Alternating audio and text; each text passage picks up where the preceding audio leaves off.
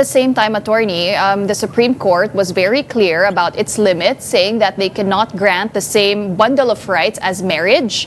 And the broader solution there must come from Congress. For you, attorney, what are some of the protections that are still missing for same-sex couples despite this ruling from the Supreme Court?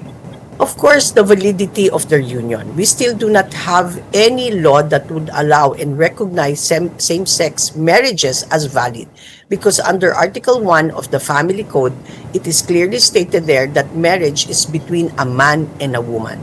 So that is very important. Why? Because if they are not technically legally married, if one of them dies, then the other one does not have any successional rights. If the person dies without a will. Of course, it's different when the person dies with a will. He or she can very well put a stipulation in the will, giving something or bequeathing something to the other couple, no, the surviving couple.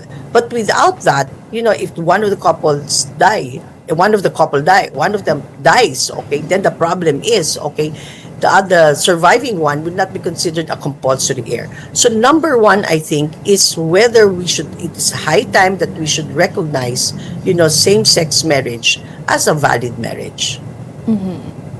But attorney, are you optimistic that this decision from the Supreme Court could eventually open the door to, of course, the broader recognition of rights beyond property of same-sex couples? I think so. The Supreme Court was open enough to discuss and for the first time, define exactly the property rights of same-sex couples. Maybe, but of course, it's just the Supreme Court applying Article 1 for it. There is a law. Now, and the Supreme Court is very right. The Supreme Court cannot just simply, apply all the rights and privileges accorded to a legally married couple.